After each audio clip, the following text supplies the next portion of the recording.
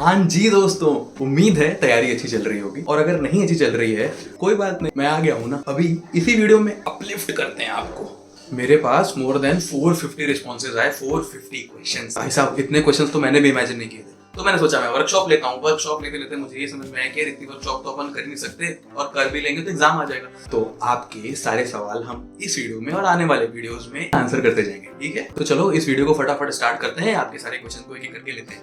लेकिन मेरी बात समझो, थोड़ा काम, थोड़ा ब्रीथ करो, एकदम शांति से पेन और पेपर लेकर के आराम से बैठ के वीडियो का मजा लो। मुझे पता है आप लोग बहुत पैनिक और बहुत स्ट्रेस में हो, मैं समझ सकता हूँ। तैयारी भी करेंगे, पेपर भी देंगे, पास भी होंगे। क्यों? क्योंकि हार मानना तो हमने सीखा ही नहीं। और इस वीडियो को लास्ट तक जरूर देखना। इसमें एक स्ट्रेटजी ऐसी है जो आपकी मदद करेगी आने वाले एग्जाम्स के लिए। और मैं करेगी बोल रहा हूँ, कर सकती है नहीं बोल रहा हूँ, मदद करेगी। हाय, मेरा नाम नमन है और अगर आप इस चैनल पे नए हो तो मेरे लिए बहुत हेल्पफुल हो जाएगा अगर आप इस चैनल को सब्सक्राइब करो। तो चलो चलते हैं पॉइंट नंबर 1 की तरफ। सबका फेवरेट, मेरा फेवरेट, आपका फेवरेट, दुनिया का फेवरेट, बहुत ज्यादा, मतलब 450 क्वेश्चन में से मेजॉरिटी क्वेश्चन सिर्फ एक, भैया फियर ऑफ फेलियर कैसे जाएगा। फियर ऑफ फेलियर मुझे पढ़ने नहीं दे रहा है, बहुत प्रॉब्लम क्रिएट कर रहा है। और जो लोग नहीं भी ये क्वेश्चन कर रहे हैं उनके अंदर भी कहीं ना कहीं थोड़ी मात्रा में ये क्वेश्चन आपको मिल जाएगा। मैं फिर भी कह रहा हूँ, फियर ऑफ फेलियर कोई झूठ नहीं है, बहुत बड़ा सत्य है और ये होना बहुत जायज ही है क्योंकि हम चैट जीपीटी तो है नहीं, एआई तो है नहीं। स्टिल ये सबके अंदर है, लेकिन कुछ लोग इसको बहुत अच्छे से मैनेज कर लेते हैं, कुछ लोग अच्छे से मैनेज नहीं कर पाते। कोई बात नहीं यार, सीखेंगे, इसी वीडियो में सीखेंगे, मैं बताता हूँ। चलो तो फिर बहुत अच्छे से इस क्वेश्चन को एड्रेस कर लेते हैं। आपको क्या लगता है फियर ऑफ फेलियर क्यों? फियर ऑफ फेलियर इसलिए है क्योंकि या तो आप फेल हो चुके हो, या आपकी तैयारी नहीं है, या आपकी तैयारी है लेकिन आपको ऐसे ही लग रहा है कि आप फेल हो सकते हो। और ये बहुत जायज भी है क्योंकि प्रोबेबिलिटी तो हर चीज की है ना।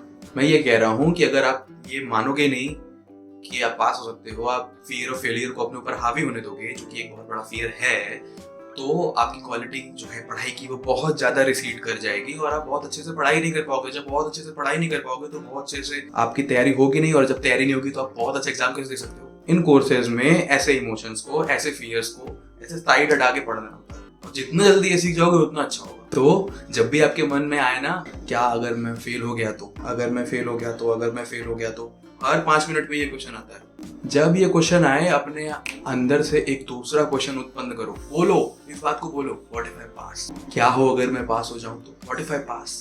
अगर मैं पास हो गया तो? अभी आपके अंदर से ये नहीं आएगा क्योंकि आप उसको मान नहीं रहे हो, बट मैं कह रहा हूँ अभी फेक बोलना शुरू कर दो, what if I pass, what if I pass. धीरे धीरे आपके सिस्टम में ये मैसेज पहुंच जाएगा और मैं ये कह रहा हूँ कि एटलीस्ट आपकी तैयारी बहुत अच्छी हो जाएगी। और अभी इंपॉर्टेंट ये है, ऐसा कोई थ्योरी नहीं कहता कि आप इस महीने में बहुत जान लगा के पढ़ के पास नहीं कर सकते, कोई रूल नहीं कहता। वो जनरल रूल, जनरल प्रिवेंशन, पूरी जान लगा दो, चांसेस हैं आप पास हो सकते हो। भैया, I have not completed my portion, what to do and how to practically move further now. देखो, मैं सबको एड्रेस कर रहा हूँ इसमें। बहुत लोगों का सिलेबस नहीं कंप्लीट है, बहुत लोगों का बहुत कुछ नहीं कंप्लीट है। अभी 40, 30, 20, 10 जिस भी परसेंटेज पे हो आप, क्लासेस नहीं कंप्लीट हैं। आप अपने सब्जेक्ट में जितना भी कंप्लीट कर चुके हो उसको 70% पे पहले लेके जाओ और 70% पे ड्रॉप कर दो। 70% पे जैसे आप पहुंचते हो, फाइनल रिवीजन शुरू कर दो। पूरा 100 करने का कोशिश मत करो। जब उस 70 को रिवीजन मोड में लेकर के आ जाओगे तो साथ साथ उस 30% की पढ़ाई करते रहो। इससे होगा क्या कि जब आप उस 30% पे आओगे, यानी अपना फाइनल 30% पे आप जब कंप्लीट कर चुके होगे और आप सोचोगे कि अब मुझे रिवीजन करना है, आप अपना 70% ऑलरेडी कंप्लीट कर चुके होगे। तो हम लोग गलती करते हैं, हम लोग वेट करते हैं पूरा सिलेबस कंप्लीट हो जाएगा तब रिवीजन शुरू करेंगे। किसने कहा? अबे दिमाग लगाओ, ये क्यों आखिरी के लिए छोड़नी है चीजें? 70% कंप्लीट हो गया ना, 60% कंप्लीट हो गया ना, उसका फाइनल रिवीजन शुरू करो जैसे कि एग्जाम के लिए करते हो। मत वेट करो आखिरी के लिए, ये हमारी गलती है।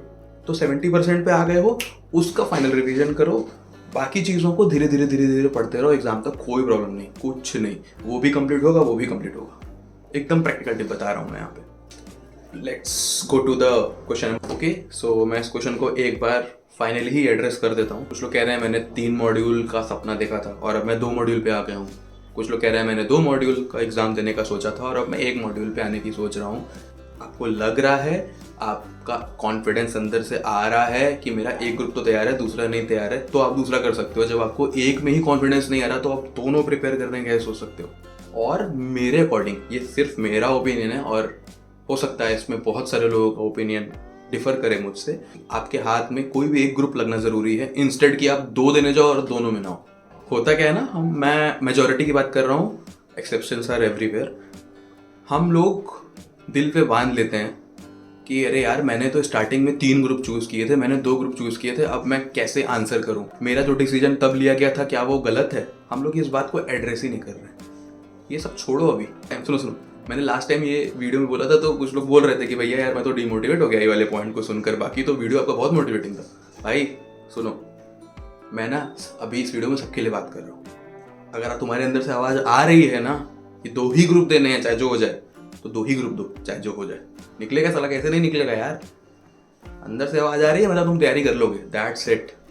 आते हैं अगले सवाल की तरफ। रिकॉल नहीं हो रहा है, रिवाइज नहीं हो रहा है, हम करें तो करें क्या, बोले तो बोले क्या। वाह मोदी जी वाह। मैं आपको एक सिंपल सोल्यूशन देता हूँ। मैंने अपनी वर्कशॉप में भी इसको बहुत डिटेल में बताया है, लेकिन उसके पहले मैंने सबसे एक सवाल पूछा था, वो मैं यहाँ भी पूछ रहा हूँ। आपको क्या लगता है कितने रिवीजन सफिशिएंट है? आंसर करो। मुझे जो आंसर मिला था सबसे ज्यादा वो 2-3 रिवीजन सफिशिएंट है, ऐसा सबने कहा। पर मैं आपको आज एक नई बात बताता हूँ। आपको ऐसा लगता क्यों है कि 2 या 3 रिवीजन सफिशिएंट है? क्योंकि आपकी सिलेबसेस, आपकी बुक्स, आपके नोट्स ऑलरेडी इतने बड़े हैं कि आप 2 या 3 रिवीजन से ऊपर कर ही नहीं पाते। पर आज इस वीडियो में मैं आपको ऐसी टेक्निक बताने वाला हूँ जिससे आप 7 से 8 रिवीजन कर सकते हो बड़े आराम से। ये है मेरे A4 शीट्स। इस 2 पन्ने के A4 शीट में एक पूरा चैप्टर कंपाइल्ड है। बनाने में मेहनत लगती है स्टार्टिंग में, लेकिन इसको बनाने के बाद मैंने किताब कॉपी सब छोड़ देता था, सिर्फ ये नोट्स। अब भाई मैं वॉक पे जा रहा हूँ, चाय पीने जा रहा हूँ, मेरे पास ये ऐसी एक शीट जरूर रहती थी, मैं उतनी देर में चैप्टर रिवाइज कर लेता था।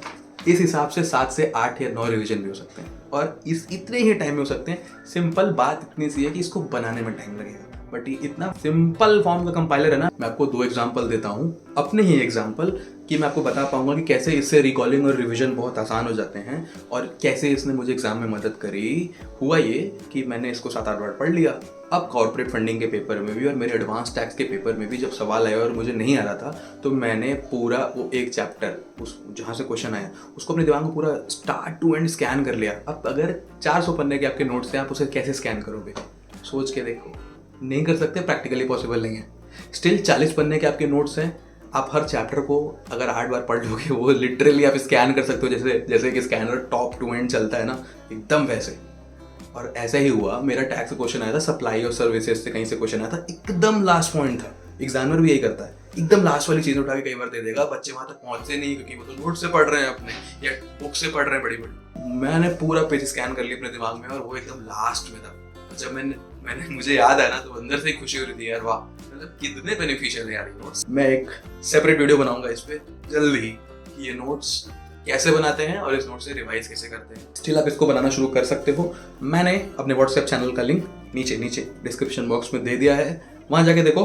मैंने इस नोट्स को वहां शेयर किया है, बहुत क्लियरली आपको दिख जाएगा सब कुछ। I am not able to recall और रिमेंबर एनीथिंग राइट नाउ। मैंने बहुत बार पढ़ाई करी है, बट स्टिल अभी इस समय जब मैं सोच रही हूँ, जब मैं याद कर रही हूँ, मुझे याद नहीं आ रहा। बहुत कॉमन क्वेश्चन है, बहुत सारे क्वेश्चन है मुझे सिर्फ इस एक पॉइंट पे। भाई देखो, एग्जाम का समय चल रहा है, बहुत स्ट्रेस, बहुत एंग्जाइटी है, और ये चीज़ें अगर होंगी आपके सामने तो आपका एंग्जाइटी का लेवल और फट के निकलेगा। एक काम करो जो मैं बता रहा हूँ, पेपर पेन लो, जो भी आप ऐसा बोल रहे हो कि आपने पढ़ा हुआ है, आप रिकॉल या रिमेंबर नहीं कर पा रहे हो, छोड़ दो वो, उस चीज़ से एकदम हट जाओ। ज़्यादा फोकस करने के बाद ना कई बार ऐसा होता है कि वही चीज़ नहीं याद आती है, और अगर आपने लिटरली इस चीज़ को पढ़ा हुआ है, वो याद आना है। पेपर पेन ले लिया, 5 मिनट और अपने आप को थोड़ा सा रिलैक्स कर लो, थोड़ा काम कर लो, जो मन में है वो लिखो। मैं कह रहा हूँ 5वीं 6वीं लाइन के बाद आप एग्जैक्टली वो लिखने लग जाओगे जो आपने पढ़ा हुआ था, जो कि रेलेवेंट है और जो उसका एक्चुअल कंटेंट है। इट्स जस्ट अबाउट कि आपका माइंड जब पैनिक स्टेट में होता है, स्ट्रेस स्टेट में होता है, चीज़ें याद नहीं आती। वही मैं कह रहा हूँ, एग्जाम में एकदम काम रहो। इस वीडियो को देखते समय एकदम काम, जितना काम रहोगे उतना अच्छा माइंड आपको ऑपरेट करेगा।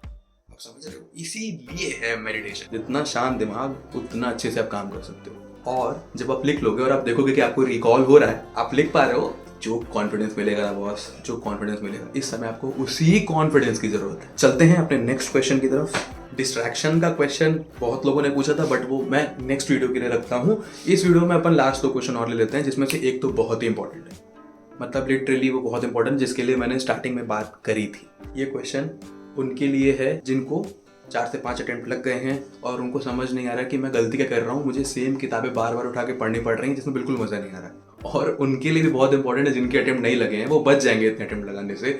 मैं बहुत प्रैक्टिकल टेक्निक बता रहा हूँ। और मैं जब बहुत फेल हो रहा था और मुझे खुद भी नहीं समझ में आ रहा था क्या करना था, मैंने ये सिंपल चीज़ उठाई, इतना स्मार्ट वर्क किया कि मेरे एक एक करके सारे ग्रुप क्लियर हो गए। तो मैं आपको बता रहा हूँ वो क्या है। ऐसे 10 लोगों को पकड़ो जिन्होंने वही ग्रुप आपसे पहले क्लियर किया है। अब आप उनको जानते हो, आप उनको नहीं जानते हो, मैं नहीं जानता। आपको व्हाट्सएप ग्रुप्स में, टेलीग्राम ग्रुप्स में, टीचर्स के ग्रुप में मिल जाएंगे, इंस्टाग्राम पे ढूंढ लो भाई।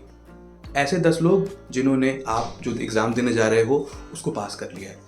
आपको किसी भी टीचर से वो लोग बेटर गाइड कर सकते हैं। हाँ, कई लोग होते हैं इंट्रोवर्ट, कई लोग नहीं बात करते, कई लोग कम बात करते हैं। आपसे क्या मतलब, आपको तो उनका एक भी रिप्लाई बहुत बेनिफिट करेगा। आप उनसे खोद के पूछो यार कि भाई मैं इस ग्रुप को देने जा रहा हूँ, it would be very helpful अगर आप मुझे रिप्लाई करो या मुझे इसका बताओ। स्टार्टिंग में हो सकता है थोड़ा कम बोले, कोई बात नहीं, आप थोड़ा और पूछ लो, आप ऐसे 10 लोग के पास गए, आपने इतना कंटेंट निकाल के एक पेपर पे लिख लिया। जब भी कोई ऐसी चीज़ बता रहा हो आप पेपर पे लिख लो, जो भी वो बोल रहा हो सकता है वो चैप्टर को सेग्रीगेट करके पढ़ने की बात कर रहा हो सकता है कुछ और बात कर रहा हो। उसके बाद आप जाओ यूट्यूब पे, बहुत सारी चीज़ें, बहुत टीचर्स भी बताते हैं कि ये चीज़ें इस ग्रुप के लिए, इस एग्जाम के लिए बहुत इंपॉर्टेंट है। अब मैं आपको ये सब चीज़ें बता के रहा हूँ, अंधाधुन नहीं पढ़ाई करनी है। अंधाधुन पढ़ के बहुत चांसेस है कि फेल हो गए। स्मार्ट वर्क करना है, और जब आप ये स्मार्ट वर्क कर चुके होगे और निकाल लोगे ऐसे सफिशिएंट मटेरियल, अब हार्ड वर्क करना है इस पे पास होने की। ये बनी पूरी रेसिपी। आपने उन 10 लोगों का मटेरियल लिया, आपने उन टीचर्स का मटेरियल लिया। अब देखो कॉमन क्या है, वो कॉमन पॉइंट्स तो जरूर आपके एग्जाम में काम आएंगे। हमसे गलती क्या होती है ना, हम एग्जाम देते हैं, हम फेल होते हैं, हम फिर वैसे ही पढ़ने लग जाते हैं। बहुत ज़्यादा स्ट्रैटेजी में कोई डिफरेंस नहीं आता।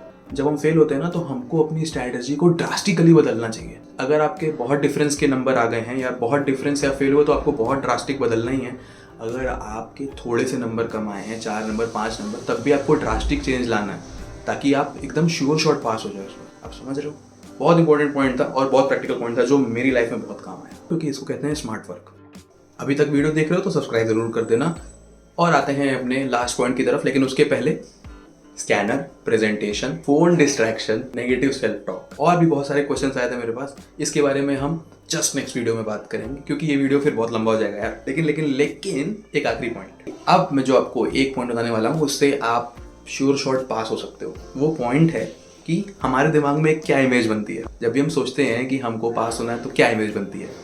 50 ना, कि 50 नंबर आ जाए। 50, जब आप 50 के लिए एम कर रहे हो कभी 50 नहीं आएगा। 45, 40 फेल भी हो सकते हो। और एक प्रॉब्लम और है, एग्रीगेट भी नहीं बनता। कई बार क्या होता है, आप पास हो गए, 40 आ गए, 45 आ गए, 50 नहीं बने। प्रॉब्लम समझ में आ रही है भाई? मैं श्योर शॉर्ट तरीका बता रहा हूँ। एग्जीक्यूटिव में हो, फाइनल में हो तो एक सब्जेक्ट, एग्जीक्यूटिव में हो तो at least 2 subject, at least target examination. 60 को भी नहीं, मैं कह रहा हूँ 65 को एम करो। 65 को एम करोगे कहीं 62, 60 आएगा। कभी भी किसी चीज़ के लिए टारगेट लाना होता है ना, उसको ब्रेक करके पढ़ना स्टार्ट करना होता है। उस सब्जेक्ट को 4 भागों में बांट दो, अब पढ़ाई करो। वो 4 भागों में कैसे बांटोगे? स्कैनर के, इंडेक्स के, मार्किंग्स के, वेटेज के बेस पे। एग्जामिशन जब टारगेट करोगे तो बाकी जिसमें आपके 40-45 आ रहे हैं वो एक एग्रीगेट नंबर बन जाएगा और आप पास हो जाओगे।